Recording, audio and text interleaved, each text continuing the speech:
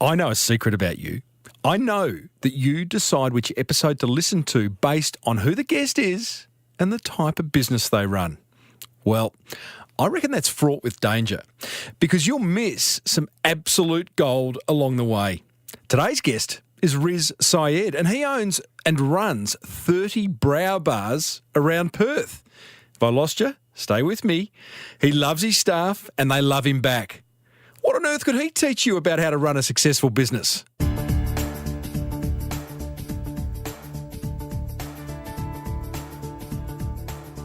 Hey, before we get stuck into episode 397 of the Small Business Big Marketing Show, the marketing gold is made possible thanks to Prosper and Design Crowd. Prosper is Australia's #1 online lender to small businesses. You can quickly apply online for loans up to $250,000, get a fast decision, and in most cases, receive the funding in under 24 hours. Give them a buzz, 1300 882 867. See how they can help you and tell them Timbo sent you. And we're also made possible thanks to Design Crowd, which is the world's #1 custom design marketplace where with access to 550,000 designers, you'll get the perfect design every time. And you can get $100 off your brief over at designcrowd.com/Timbo. I said, welcome to a small business marketing show where successful small business owners share their souls to take your marketing straight to the lead. Now, here's your host, Mr. Timbo Reid. And welcome back to the Small Business Big Marketing Show. I am your host, Timbo Reid, but you, infinitely more importantly, you're a motivated business owner and you're ready to crank out some great marketing to build that beautiful business of yours into the empire it deserves to be. Big show today. Riz Syed of Zubia's Brow Bars in Perth shares how he's managed to open 30 stores in just one state in the last few years and create a tribe of loyal, long-term staff along the way. I'll show you how and why to fish where the fish are, and we go back into the vault revisiting a chat I had with gold medal Olympian Stephen Bradbury. Told you it's a big show. As per usual, there is marketing GOLD dripping from the ceiling over here at Small Business Big Marketing's HQ.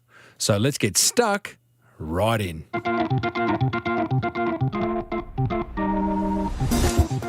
Need a speaker for your next conference? Recommend Timbo to your event organiser. Or better still, book him.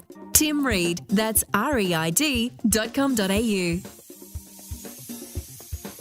You know, you and I are going to be meeting some amazing business owners and marketers over the coming weeks. We've got sisters Jo and Lucy from homewares brand Hunting for George, who are going to come in and explain how content marketing has been a major reason for their brand's success.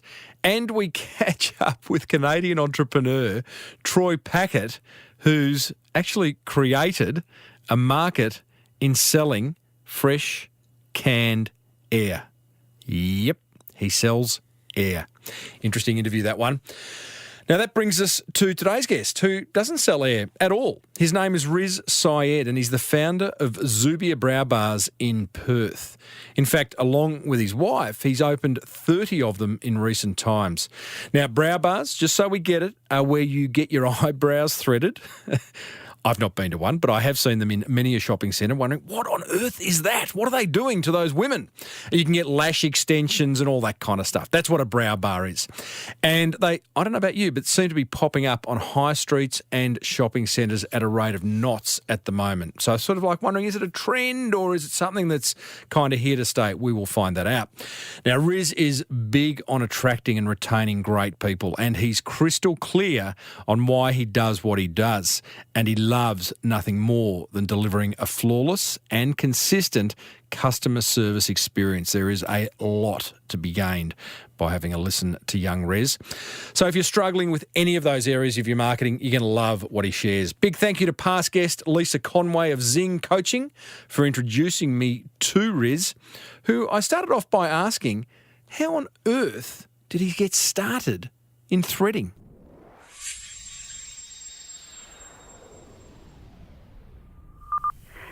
very interesting question.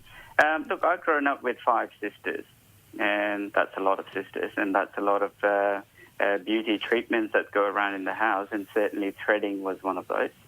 So I grew up being surprisingly hair being pulled off my hand while I was sleeping, and I wake up in a shock going, what's going on? So we grew around with this technique, and I knew it very well. What country was that? India. Okay, India. so I was born and bred in India. Hyderabad was my city. So yeah, those are all my memories as I grew up. So that's how I came across threading. It's very commonly used in the Middle East as well, Egypt and so on. So it's still very practiced. It's about 3,000 years old or 6,000 years old. I don't know much about the history, but who knows? You know, it's a very, very ancient, still running, still amazing, natural, amazing technique. So I knew this firsthand as growing up. Why has it taken so long to come to Australia? Look, possibly waiting for me, I would like to say, but no, it's not true. People did started here, but I think my purpose of the business, let's start there. That will kind of make sense.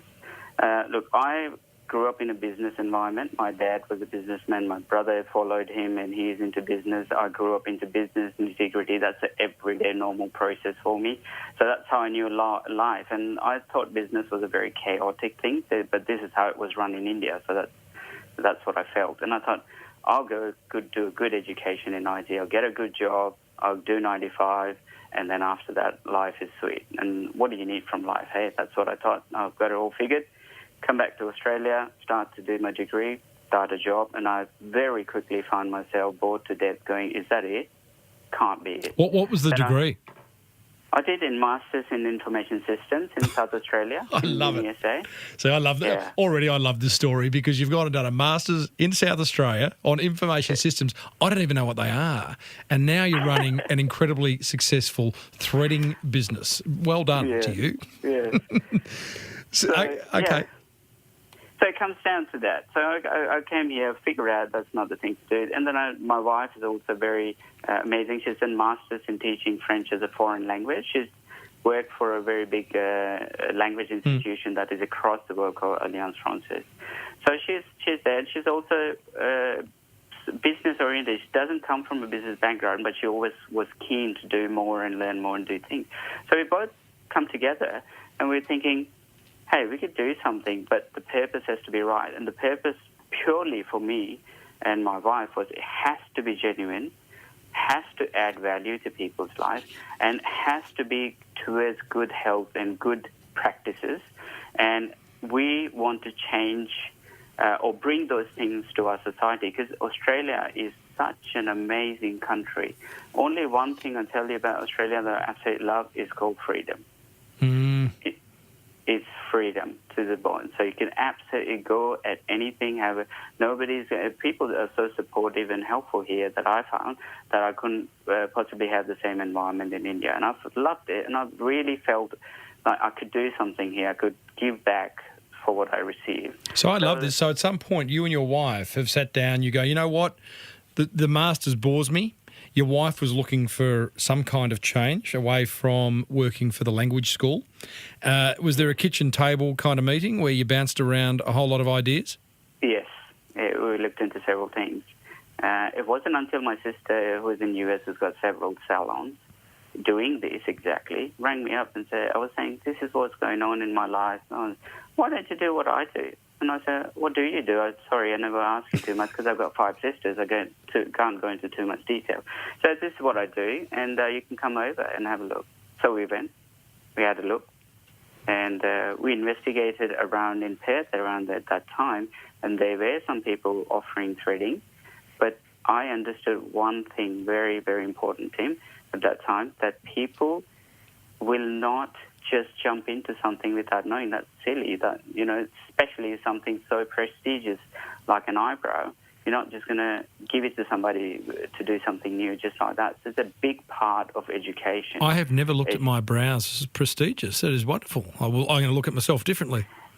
Yes, if you ask a woman, possibly that would be the most important thing, because it frames the face, and it's also people don't understand it that way. They will certainly understand it that way once you have threading done, because the shape you'll get and how much value it will add to the features you already have, it's a no-brainer. Once you see that, you realise. So you have gone over, your sister was living in the States, is that correct, that you went to visit? And you and your wife have learnt or rediscovered, I guess, threading, the art of threading, and gone, you know what, this ticks a lot of boxes.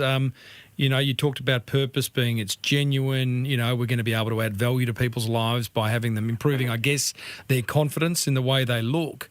So you've come back here. What did you do?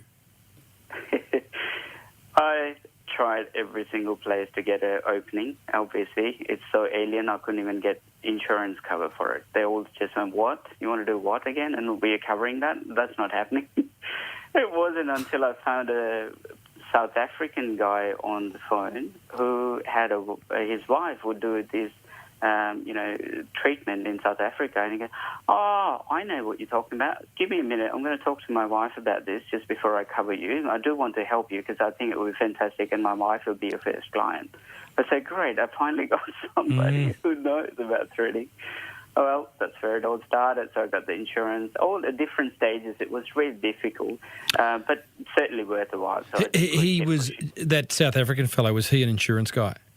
Yes. Every business owner needs that person. I don't mean insurance person, but that, you know, when you're starting a business and it's a new idea, particularly, I guess, when it's an idea that many people haven't heard of, we've somehow just got to find that one person that believes in what we're doing, don't we? Absolutely. Is his wife still a client? I believe so, but I've grown too big, Tim. Sorry. I'm too busy backstage. Good on you, Riz. Well, that's why you're here, mate, because I think it's fascinating that you have got now 30 Zubia salons, threading salons throughout Perth. So before we get to 30, because it is a question that's on my mind, how did you get to 30 and where are you going to be in 2 years' time? But what was the first one? Was it a market stall? Was it an attachment to a hairdressing salon? What was it? It was the salon that I'm most proud of, Tim. It was a pathway. I couldn't call it a salon. I couldn't call it you could call it anything. You could call it an open plan kiosk. Chaos or kiosk? No, it wasn't chaos. I think we organised it quite nicely. Yeah. Very personal touch. 2 partitions from IKEA, 2 toilet mirrors, you know, the little ones. I remember they were $8 each on the wall. That's what I hung. $250 rack in the middle of those, like a shelf, so you can put our equipment. My personal laptop on top, trying to display any videos I could find about threading because we couldn't afford to have a formal one, so I just put together what I could. Mm-hmm. And 2 barber chairs I bought in WA for $250 each, and ourselves presented well, smiling with a laminated poster saying eyebrow threading. And all I had was myself, a thread, my wife right next to me, and all our intentions were focused on explaining to people what this is and let them decide and get familiarized and comfortable, and if they want to do this. And every time we did a customer, and we obviously after the proof is in the pudding, that's what I always believe. When they see it, when they understand it, when they get there and they see the result, they spread the word, and I always banked on that and say, "Here's." But therein lay, that was your challenge, wasn't it? Because you're new to business, you are selling something that we don't know what it is. I mean, I've walked past threading places in Southland, a shopping centre near where I live, and I'm like, what is that? It's a trend. Won't be here next week anyway. I won't bother to understand it anymore. So clearly that's not the case now. But it must have been something that you really had to work hard on, that whole education process. Yeah. I took a lot of emotional beatings. So did my wife. What do you mean? I think out of the 2, I coped better and I still stood. Because you have to stand in front. You can't expect, because it's so unique and so new, you have to invite people, you have to approach them, because generally people are shy. What you don't know, you don't want to know. It's generally, stay away from it kind of thing. So I had to be that person. So my challenge here, Tim, is I'm from India, so I've got a fairly darker skin, so it doesn't. I don't look like an average person that you'll find in the Caucasian person in Australia. Not that it's a good thing or a bad thing. It's just stating the different facts. So, and I'm a male, and I'm in beauty, and I'm selling something quite unique on a walkway open kiosk. So there were plenty of challenges. So tell me about what do you mean by the emotional beatings? Like what does that mean?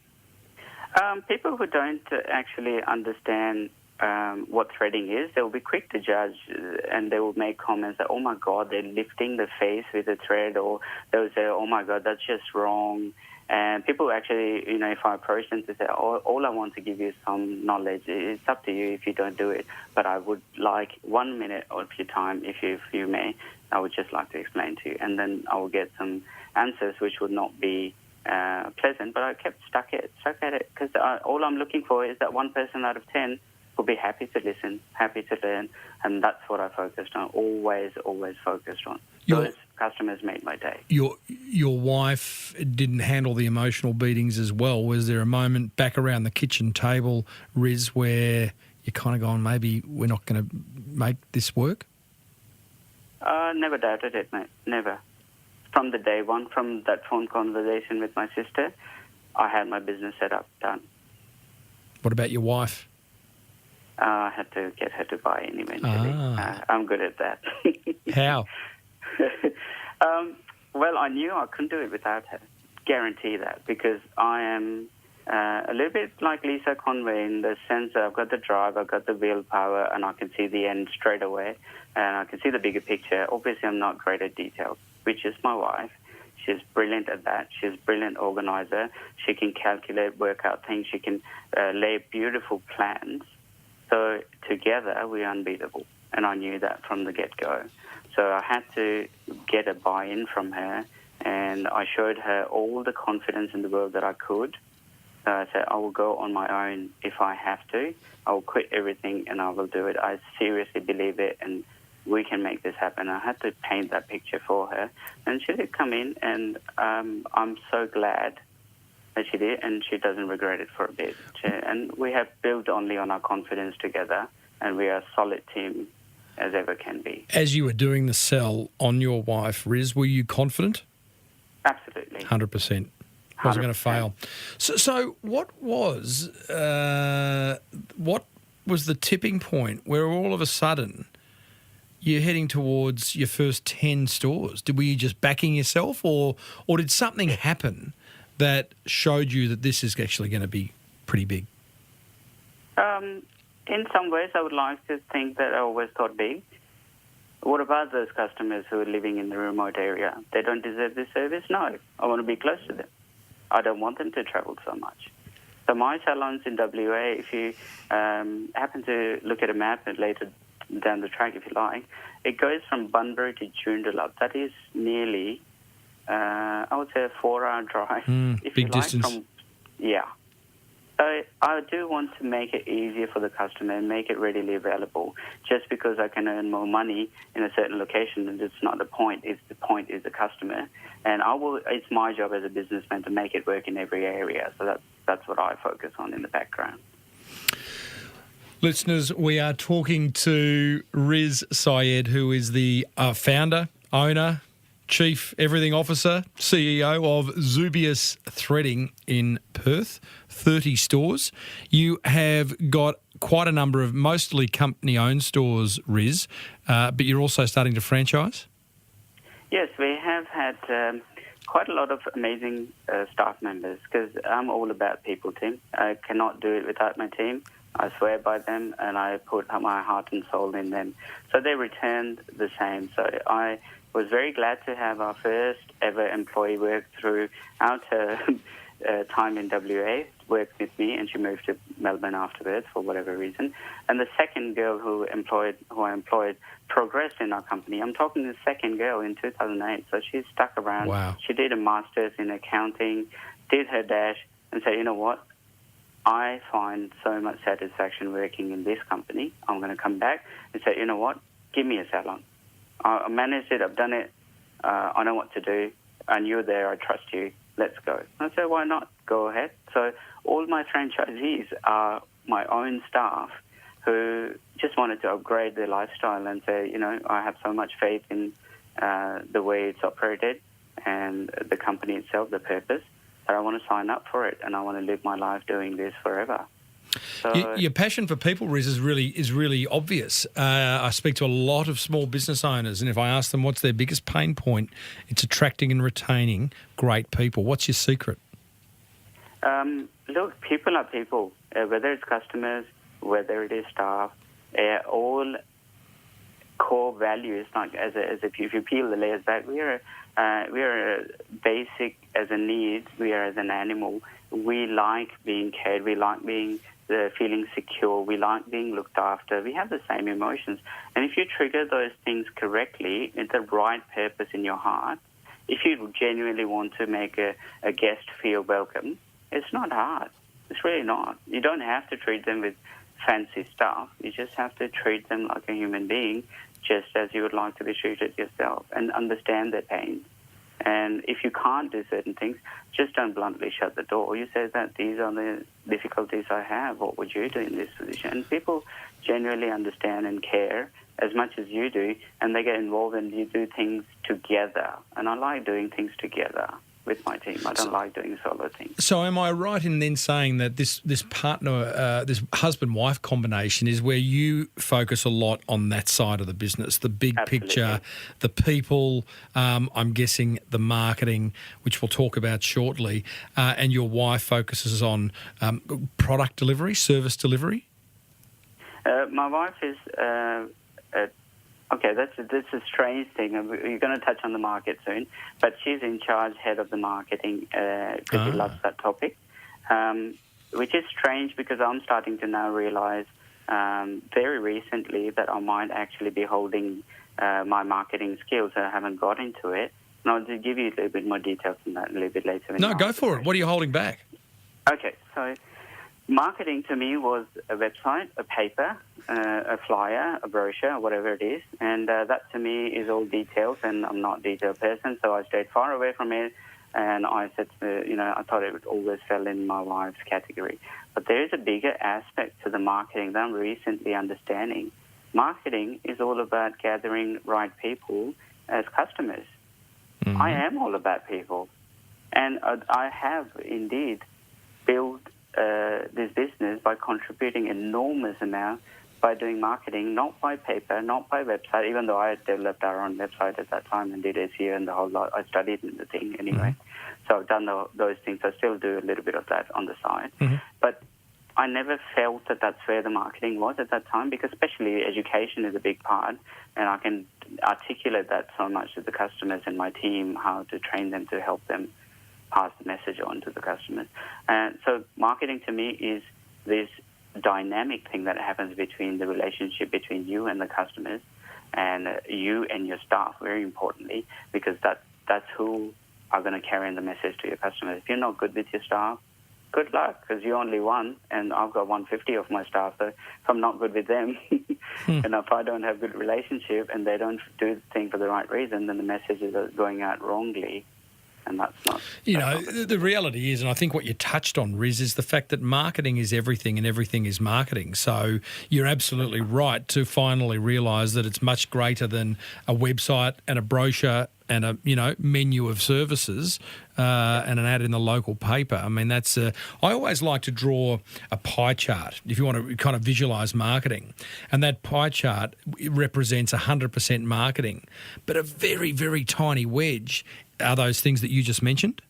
So it's just everything you're doing. I mean, the way you're managing your clients, your staff, your communications, just everything. So it's a good realisation, and it probably you probably should feel freer in having that realisation. Yeah, it is just happening, Tim, and I'm actually listening to Lisa's podcast this morning in the car. The interview I did with Lisa Conway. Yes, the one that you did with Lisa Conway. And I thought to myself, I'm so much like Lisa in so many levels. You believe it or not, we had this similar journey in life. I even went and worked for HK just like she did. So Do you think do you underestimate, or have you historically underestimated just what you're capable of? I absolutely think so, yes. And it all thanks to Lisa Conway. Geez, you're giving her. We would probably have to run her phone number now so everyone can contact Lisa bloody Conway. Yeah, no, she's gold. She's gold. She is gold. She is But tell me gold. more about that. Backing yourself now, so you've got this confidence that is going to win. Like my question is, like, you got 30 stores. Why haven't you got 300 stores? And is that just There around will the be. corner?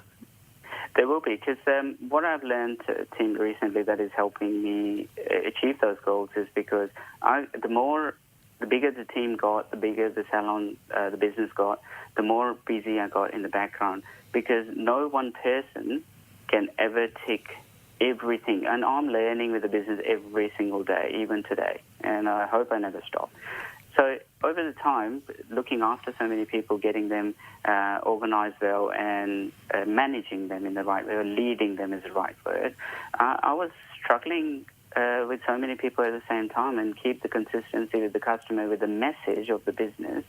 And it didn't happen until Lisa came into play that she helped me get some ordinance, some planning, some culture, business culture, and she developed me as a leader. So that helped me autopilot a lot of things, and the culture helps people understand what we're doing, and they get on with that. And that gives me room to actually work on the business, which is what's happening right now. So that's where I'm quite confident that next year we should be doing, in 2018, there should be some big movements in our company. How many stores by the end of 2018? Haven't put that number down. Outside of Perth, are you going national? Absolutely, yes. National would be great, yes, and I do have some areas that landlords are yelling out for our company to be there. Fantastic. As a presence, so yes, it will be pretty interesting to do so. You've created a Zubia threading. You've created a brand from scratch, Riz. You finding that being absolutely consistent with the way that brand presents itself across 30 stores, soon to be however many hundred stores, is that a challenge? It's the biggest challenge anyone could face. When you are in your salon, one salon, two salon, you are very quickly able to upgrade something or get rid of something, a flyer or a brochure. I'm talking little things to bigger things, habits. If a staff was doing something a certain way, now we've changed that. We've found a better way of doing it. Imagine that change in 30 salons that will happen at once. That is a big challenge. How do you maintain that brand consistency? Communication and figuring out the ways the most effectively it works for you and your team together. And that's the key. And if you figure out how to most effectively and most efficiently communicate with the team, then you're onto something. What is your most efficient way of communicating with what is a big team now? First of all, you need to have a relationship. You need to have clear messages. You cannot have multi-directional messages where people can get confused. Keep it simple, keep it concise, and make everyone understand why they're there. Why are you coming to work? And understand their why as well, because they might have their own purposes to be at work. So once you understand those, you import the right kind of people that suits your business. That's very important. You start with the right ingredients, you have a half-decent dish. If you don't start with the right ingredients, good luck, because it's not going to be good. Even one can spoil the whole thing. Yes, true. We're talking with Riz Syed of Zubia's Threading. Riz, you have a very interesting pricing model, and pricing is one of those things that I know many business owners struggle with. You've got this offer where you have unlimited threading plus a few additional little bonuses from $8 a week. That's correct. It seems smart. It seems incredibly cheap. How's that gone for you? It's really, really, really effective, Tim, and it actually helps the business generate revenue as it goes, and it also helps build business. So you keep loyal customers, reward them for being loyal, Your income revenue might be reduced a little bit, but they're coming in. So we do lots of other things apart from just the eyebrows, obviously. So there's a value in that. Plus, it attracts more people. We can focus on adding more people into our business and more customers into our business by giving those customers great value, because they will go out and talk to people, and people bring people. Busy salon brings more people, more customers. Hey, what are they doing that is so busy? I want to go and check it out.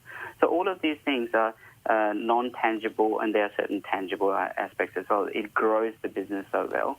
So that extra value is limited for the loyal customers. It's just a thank you to say that you're going to stick around with us for 6 months, help our revenue, give it a quick surge when they buy the membership, which also helps. So it all adds up. It's a good business sense, good model. Another thing that you're particularly passionate about, I've seen a video that you've done. It sits on YouTube. In fact, listeners, I'll put it in the show notes. But it's talking about, it actually explains the Zubia experience using the 5 senses through the eyes of a customer, which I don't know why it's there, because it's sort of, maybe it's for franchisees or to attract franchisees, but it's quite clever, and clearly customer experience is everything to you. What is the customer experience for someone looking to use Zubia for threading? Firstly, I'm giggling inside. I don't know how many people are going to end up watching this video. It is Millions. Well, you might be giggling. Let me just, because I think what you're thinking is, it's an amateur video, and I did it a while back, and I do it better this time. Is that what you're thinking? No. Oh, there you go. I'm very comfortable in my skin, but I do think it's pretty hilarious. Yeah, no, well, it's great. I mean, I love its rawness, its naivety, if you like. I think it's beautiful. So, and it works. It gets the message across. But what is, because customer experience is so important, do you have a mapped customer experience that you say to every person working for Zubia that they must adhere to?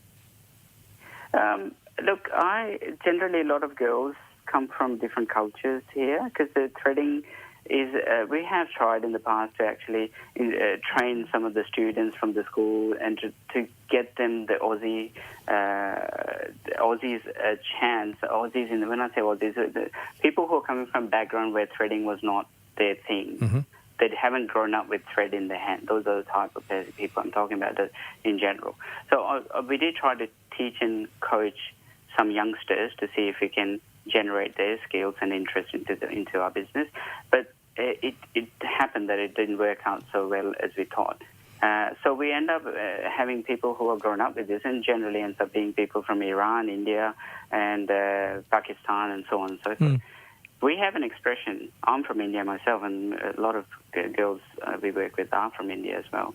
But in general, these group of people, a guest is reflecting God, and that means a big deal for them, for the culture itself, when I say them. So that's the easiest example I use. A customer is your guest, full stop, and let the brain run and do the job. So it's almost equal to God. So you do everything to make sure you please them and you greet them. And I simply said, they are paying your bill, my bill, everyone's bill. So we have to thank them and be grateful that they chose to come to our shop. What's highlighted to me, Riz, and Aussie business owners are going to probably get the shits with me for me saying this, but your Indian culture has brought with you a deep, deep respect for people and for the customer and for staff, which maybe, and I could be wrong here, I don't know, I'm just putting it out there, maybe we don't see enough of, and maybe that's the reason for your success? Possible. I'm very people person, very work from my heart team. So I look for the same thing. I've given chance to people or the girls that I've hired. We're struggling to string two English letter words together to form a sentence. And I saw that they are genuine. I came through to me their personality, because I'm a good reader of people, because that's my passion, because I understand people. And I said, you know what, you're very passionate, you're very driven. Only limitation is English. That's nothing. You'll learn it in no time. You've got plenty of support. All the other girls will help you around it. And in no time, you'll be fine. Just focus on doing these skills correctly. I'm going to train you, teach you everything. English will come. You're going to live here. That's fine. So I've given opportunity to, so proudly, I say that I've given opportunity to several of my girls who would have found it hard to fit into the society. And these are hidden gems that I found. That some girls are just so impressive. Must be very rewarding for you, Riz. What do you say? What do you say to the business owner listening, who is really who isn't a people person, but who has staff and are going to be employing more staff? What tip do you have for them to be more like Riz?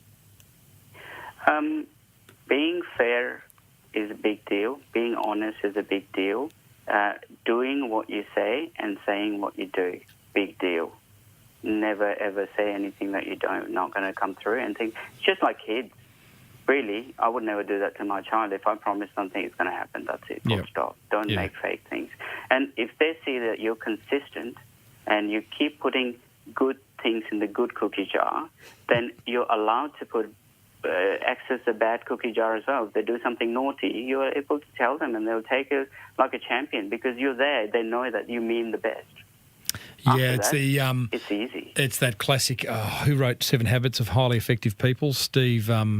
Doesn't matter. Famous business book. Should know the author, but he talks about the emotional bank account in business, and the emotional. But you've got to put a lot of deposits into the positive side of the bank account before you can withdraw on the negative side. But it does work that way. So it's not. One thing, Tim, I find like a lot of times that amateur.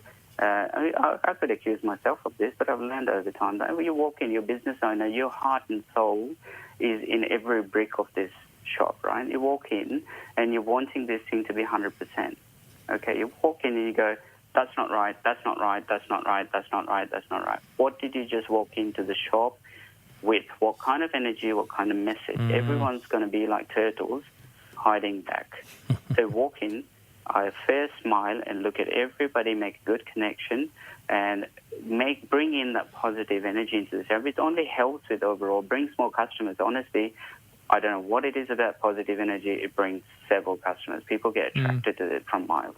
So walk in, smile, connect to your people. All of the other things, whichever thing is not right in the salon, it's your fault as a leader, because you might not have been clear enough. So you focus on yourself, take a hard look, and see how I can communicate better and help them get better positively.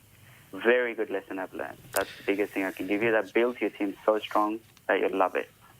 I can't top that, Riz, and I don't think you can either. I want to congratulate you on having great success so far with Zubia's threading, and look forward to hearing when you open that 100th salon. Thanks for sharing on the Small Business Big Marketing Show.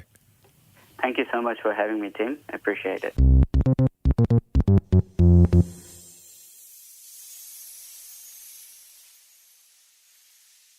Well, there you go, team. Riz Syed of Zubia Brow Bars in Perth. Coming up, I'm going to share my top 3 attention grabbers from that fireside chat with him. Plus, I'm going to show you how and why to fish where the fish are. Cheap, quick, great. I used to work with a designer who'd force me to choose 2 of those 3 options whenever I wanted something designed. As a small business owner with limited funds, it drove me nuts that I could never have all 3. That's why I love Design Crowd. You see, Design Crowd is a website that helps startups, small businesses and marketers outsource custom design, from logos and business cards to websites and landing pages. In fact, Design Crowd gives you access to over 550,000 designers from Sydney to San Francisco, ready to help you with awesome creative ideas. Here's how it works. You post a brief describing your design need. Within hours, you'll receive your first design, and over the next 3 to 10 days, a typical project will receive 60 to 100 different designs from designers around the world. You then pick your favourite, make any changes, and pay the designer. Whether you're an entrepreneur looking to set up your brand or an established business that needs marketing collateral designed, Design Crowd is your answer. For a special $100 VIP listener offer, go to designcrowd.com/Timbo or enter the discount code Timbo when posting a project. See? Now you can have cheap, quick and great design thanks to Design Crowd.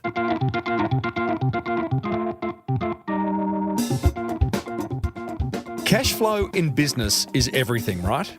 That's why I'm excited to introduce you to Prosper, Australia's #1 online lender to Aussie small businesses. But don't take my word for it. Small business owner Nioli Scobie of Truly Tea won the contract to supply the Opera House and needed to quickly ship tens of thousands of tea bags and 2 tonnes of loose leaf tea. Where was she going to get the money for that? Okay, well, I already supplied, part of the Opera House, and then they offered me, inside the Opera House, which is a very big deal, and I had to have a lot of stock on hand. You can't say no to the Opera House. When they place an order, they want it the next day, and those are the terms of trade, and I wasn't going to say no to them. I'd knocked back too many opportunities in the past, so I phoned up a finance guy I trusted. He said, look, there's a new player on the market, Prosper, give them a call. I gave them a call, and within 24 hours I had the money in the bank. Prosper, Prospa. That's where she got the money. Apply online in 10 minutes to borrow up to $250,000. Call 1300 882 867 or visit prosper.com/Timbo.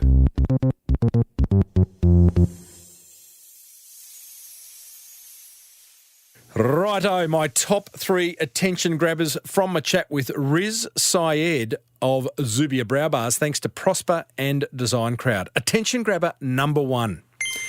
Have a crystal clear and genuine business purpose that you know will add value to your customers. It's very refreshing to hear Riz talk about his and seeing how it works across all parts of his business. I think it's probably a fundamental reason for his business's success.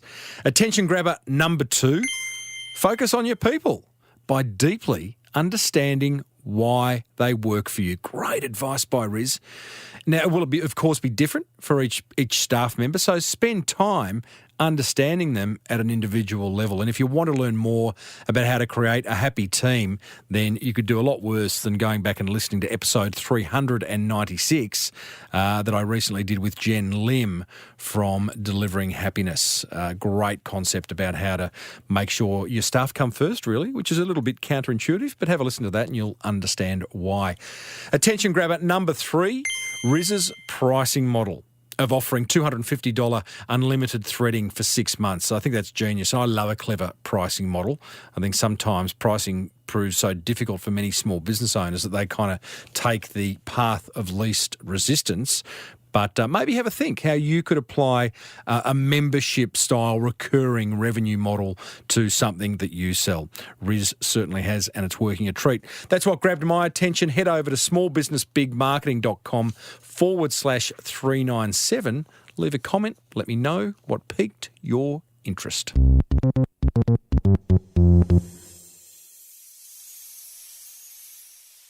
All right, team. Well, this will be the 62nd and last time I push this button. What have you got to lose? Yes, indeedly doodly. It is time for one simple yet effective marketing idea that you can implement immediately. One that's not going to cost a fortune, might just generate you more awareness, more inquiry, and ultimately more sales. I call today's idea the fish where the fish are hack. Just this morning, I had a small suburban cafe advertising on a statewide radio station. Now, unless that cafe is absolutely exceptional, and if it is, then why are they advertising? I'm guessing most people who hear their ad will never visit the cafe. That's a huge amount of wasted audience that the cafe is paying for. So if you want to make every dollar of your marketing budget count, and I'm guessing you do, then here's my 3 steps to fishing where the fish are. Step 1, identify where your ideal clients seek information. If you've got a pet sitting business, ask the local vet or pet groomer if they'll display your brochures. Maybe you're a landscape gardener. Offer to do a display at the local nursery. Or maybe you organise kids' birthday parties. Then place chalk stencilled ads on the footpath outside schools. Get the idea? Step 2, once you've identified where your prospects are, then create engaging messaging that will get their attention. And step 3, go all in and launch your campaign. No more tiptoeing around the edges, just go all in. And here's the pro tip. If you don't get the response you are hoping for, then don't stop completely. Tweak things. Try a new headline for your brochure, a different location in the nursery for the garden display, or a different coloured chalk for your stencilled ad. That's my 3 steps to fishing where the fish are. And you can head over to smallbusinessbigmarketing.com/397 where you'll find a link to this post, plus some additional resources to bring this idea to life, including a link to purchase a copy of my signed book, The Boomerang Effect, which will get you in the right marketing mindset. So, What have you got to lose?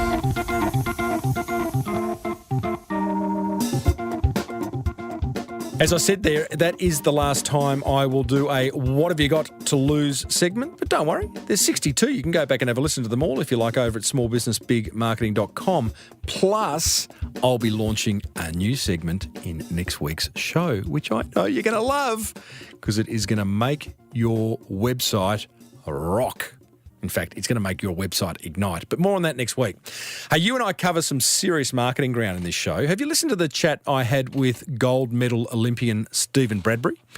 I asked him if he was annoyed that people say he only won an Olympic gold because he was lucky.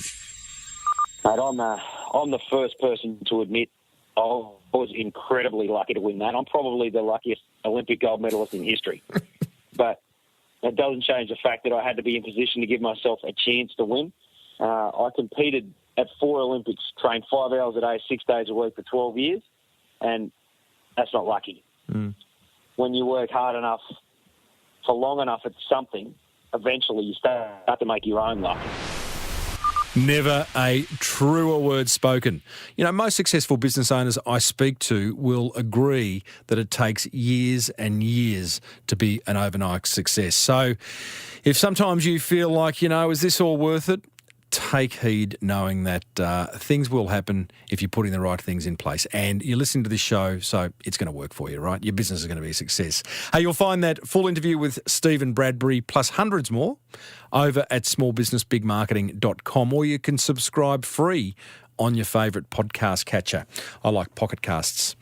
Love to hear from you. Hit the contact button over at smallbusinessbigmarketing.com. You can email me, connect with me on social media, even grab a signed copy of my book, The Boomerang Effect. Be sure to check out Prosper. They make this show possible. PROSPA. They're Australia's #1 online lender to small businesses. And you can quickly apply online for loans up to $250,000, get a fast decision, and in most cases, receive the coin in under 24 hours. Gee, that's good. Love a fast-moving business. Visit prosper.com/Timbo or give them a buzz, 1300 88 2867.